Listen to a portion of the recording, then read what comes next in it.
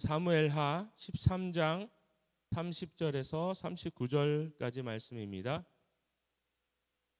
오늘 함께 보실 성경은 사무엘하 13장 30절에서 39절까지 말씀입니다. 함께 교독하도록 하겠습니다. 제가 먼저 읽겠습니다. 30절부터 저희가 길에 있을 때에 압살롬이 왕의 모든 아들을 죽이고 하나도 남기지 아니하였다는 소문이 다윗에게 이르매 왕이 곧 일어나서 그 옷을 찢고 땅에 엎드려지고 그 신복들도 다 옷을 찢고 모셔 선지라. 다윗의 형 시므아의 아들 요나답이 고하여 가로되 내 주여 소년 왕자들이 다 죽임을 당한 줄로 생각지 마옵소서. 오직 암논만 죽었으리이다. 저가 압살롬의 누이 다말을 욕되게 한 날부터 압살롬이 결심한 것이니이다. 그러나 온즉 내 주 왕이여 왕자들이 다 죽은 줄로 생각하여 괴념치 마옵소서. 암논만 죽었으리이다. 이에 압살롬은 도망하니라. 파수하는 소년이 눈을 들어보니 뒷산 언덕길로 여러 사람이 오더라. 요나답이 왕께 고하되 왕자들이 오나이다. 종의 말한 대로 되었나이다. 말을 마치자 왕자들이 이르러 대성통곡하니 그 모든 신복도 심히 통곡하니라. 압살롬은 도망하여 구술왕 암미훌의 아들 달메게로 갔고 다윗은 날마다 그들을 인하여 슬퍼하니라. 압살롬이 도망하여 구술로 가서 거한 지 3년이라. 함께 읽겠습니다. 다윗 왕의 마음이 압살롬에게 향하여 간절하니 암논은 이미 죽었으므로 왕이 위로를 받았음이더라.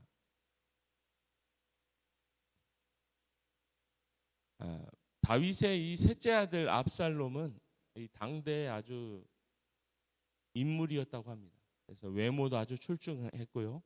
그다음에 그 지략도 아주 뛰어난 왕자 중에는 아주 출중한 외모와 머리를 가진 이 왕자였다고 하는데요. 그야말로 이 외모면 외모, 머리면 머리, 가문이면 가문, 뭐 하나 빠질 게 없는 인물이 바로 압살롬이었다고 합니다. 모든 것을 가진 것 같았지만 죄의 그림자가 다윗의 가문을 덮치면서 모든 것을 잃게 되는 이운의 왕자가 바로 이 압살롬인데요. 그는 형 암논이 자신의 여동생 다말을 범하고 버린 것에 대해서 분노했습니다. 그러나 그 분노를 침묵 아래로 감추기로 작정하였습니다. 처참한 여동생의 그 모습을 보고 그 형 암논을 매우 미워했으나 그 잘못을 말하지 않았다고 성경에 기록되어 있습니다. 이것은 무엇을 의미합니까? 그 문제를 해결하지 않고 감정 아래로 깊숙이 숨기기로 작정한 것입니다. 어쩌면 이때부터 이 본문에도 나왔던 것처럼 이미 그 결과를 마음에 두고 있었는지도 모릅니다.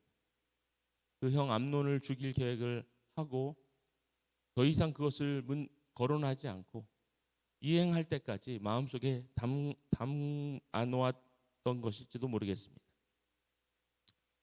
어쩌면 한편으로는 아버지 다윗 왕이 그 문제를 공정하게 심판하고 피해자인 자기 오누이를 보호해 줄 것을 기대했을지도 모릅니다.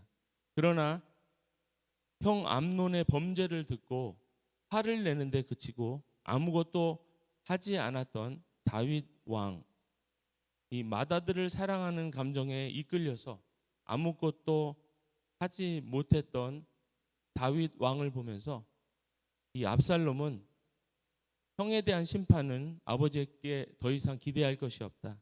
본인이 직접 처벌해야 되겠다라고 생각했을지도 모르겠습니다. 그래서 복수를 위해서 그녀는 2년을 기다리면서 기회를 엿보았고 결국 자기 누이를 범한 암논에 대한 처벌을 직접 하게 됩니다.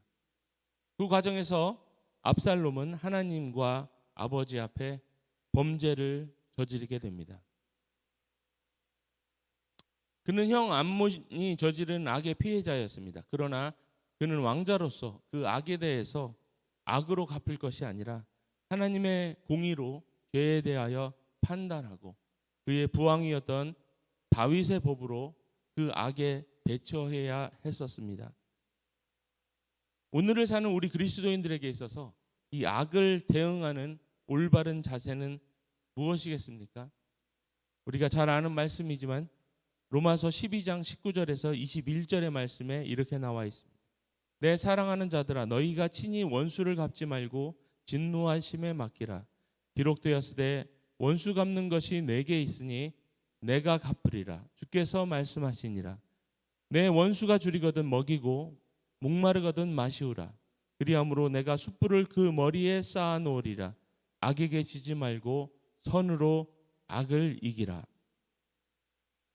성경은 우리에게 원수를 직접 갚는 일에 대해서 하지 말 것을 권고하고 있습니다. 왜냐하면 본문의 압살롬처럼 악으로 악을 갚다가 악에 빠질 가능성이 매우 높기 때문에 그렇습니다. 그러나 성경은 우리에게 또 명령하고 있습니다. 그렇다고 해서 악에 지지 말고 오히려 악을 이기라고 명령하고 있습니다. 그렇다면 악을 대응하는 무기는 무엇입니까? 말씀에서 나왔던 것처럼 선으로 악을 이기라고 말씀하고 계십니다. 어떻게 선으로 악을 이길 수 있습니까? 그 선은 우리에게서 난 것이 아닙니다. 우리는 선에 대해서 전적으로 무능력한 죄인의 상태였지만 우리 주 예수 그리스도의 죽으심과 부활을 쫓아서 완전히 죽어있던 우리의 선한 의지도 주님과 함께 부활하였음을 믿으시길 바랍니다. 그러므로 중생한 우리의 선한 의지를 품을 수 있습니다. 그리고 선한 열망을 이루실 성령께서 우리에게 능력이 되시고 그 선한 의지는 악을 이기게 됩니다. 때문에 우리는 우리에게 구원의 은혜와 함께 주신 이 선한 의지를 가지고 매일 악에 대항해야 할 것을 다짐해야 합니다. 그래서 끊임없이 성령께서 함께 하시기를 구하여야 합니다. 그리고 그 능력으로 우리와 함께 하시기를 기도하는 간구를 매일 주님 앞에 드려야 합니다.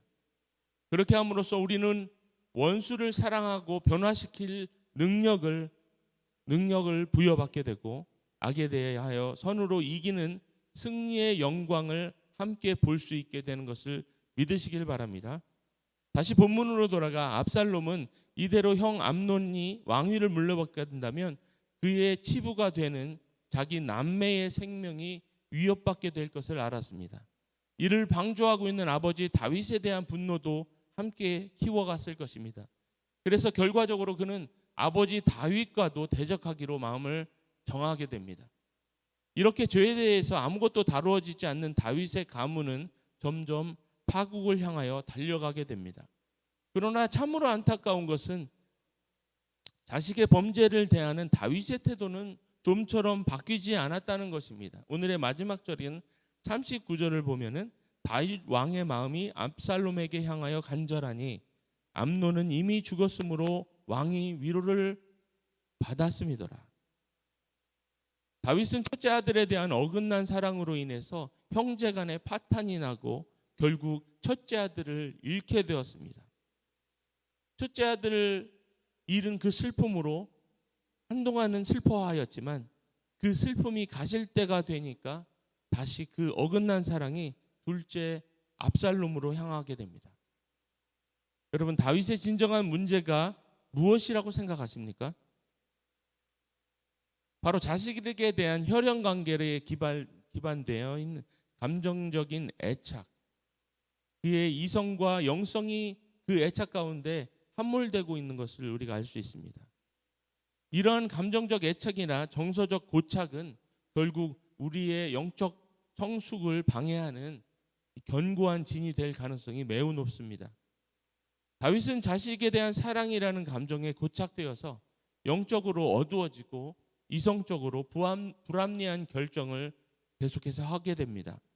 그 감정적 고착의 대상이 되었던 첫째 아들이 사라지자 그 다음 압살롬에게로 다시 향하고 있습니다.